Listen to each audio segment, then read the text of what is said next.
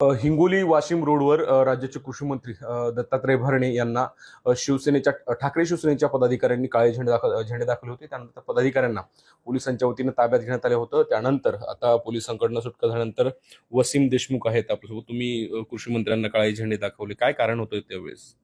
मला अशी माहिती मिळाली की राज्याचे जे कृषी मंत्री आहेत दत्तात्रय भरणे ते वाशिम जिल्ह्याच्या दौऱ्यावर आहेत आणि वाशिमवरून ते हिंगोली मार्गे सरळ नांदेडला जात आहेत आणि हिंगोलीमध्ये कुठेही त्यांचा कार्यक्रम नाही, भेट नाही, शेतकऱ्यांच्या शेतीची पाहणी नाही।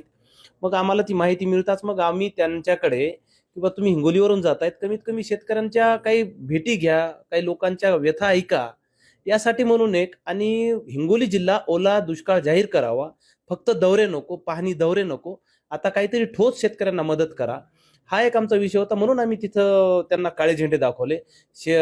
कृषी मंत्र्यांनी एक 2 मिनिटं थांबून शेतकऱ्यांना आम्हाला बोलण्याचा एक साधं त्यांनी एक औचित्य सुद्धा दाखवलं नाही। अरे शेतकऱ्यांचा प्रश्न आहे, हिंगोली जिल्हा पूर्ण पाण्याखाली आहे, अक्षरशः शेतकरी रडतोय, काही शेतकरी आत्महत्या जर उद्या करतील तर यांचा कृषी मंत्री म्हणून काही जबाबदारी आहे की नाही, आणि तुम्ही किती दिवस पाहणी दौरे करणार, छोटासा विषय होता। म्हणून आम्ही त्यांना काळे झेंडे दाखवले, पण कृषी मंत्र्यांनी पळ काढला, तिथून 1 मिनिटही थांबलं नाही। नंतर पोलिसांनी आम्हाला ताब्यात घेतलं, कारवाई करून नंतर आमची सुटका देखील केली। पण मला सांगायचं की कृषी मंत्र्यांनी उद्या शेतकऱ्यांना मदत जाहीर करावी, हिंगोली जिल्ह्यामध्ये आणि राज्यामध्ये ओला दुष्काळ जाहीर करावा। उद्या त्यांचं जाऊन आम्ही स्वागत करतो, त्यांचा जंगी सत्कार ठेवतो आम्ही शेतकरी सेनेच्या, शिवसेनेच्या वतीनं, कारण मुद्दा शेतकऱ्यांचा आहे, यासाठीचा हा तो विषय होता। तर माझी त्यांना विनंती आणि आव्हान राहील की तुम्हाला जर राज्याच्या शेतकऱ्यांचा आता अंत पाहू नका, कारण आता उद्रेक होतोय, ही सुरुवात आहे, उद्रेकाची ही सुरुवात आहे। त्यांनी शेतकऱ्यांचा अंत पाहू नये, तात्काळ त्यांनी कोणतेही पाहणी दौरे न करता त्यांनी शेतकऱ्यांसाठी इथे हिंगोली जिल्ह्यामध्ये ओला दुष्काळ जाहीर करावा आणि तात्काळ मदत जाहीर करावी। जर नाही दुष्काळ वगैरे जाहीर केला तर शिवसेनेची काय पुढची भूमिका असणार? कृषी मंत्र्याला आणि राज्यातील दुसऱ्या सगळ्या मंत्र्यांना आता त्यांना आम्ही रस्त्यावर काळे झेंडे दाखवले, त्यांना राज्यात आम्ही उद्या फिरू देणार नाही।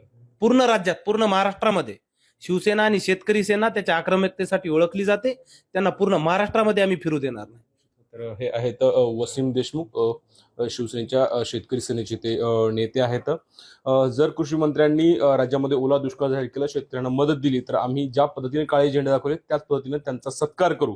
आणि जर शेतकऱ्यांना मदत देण्यासाठी कृषी मंत्री, राज्य सरकार जर अपयशी ठरलं तर अधिक तीव्रतेनं आंदोलन करू, अशी भूमिका त्यांनी यावेळी घेतली आहे। माधव दिपके, एबीपी माझा, हिंगोली।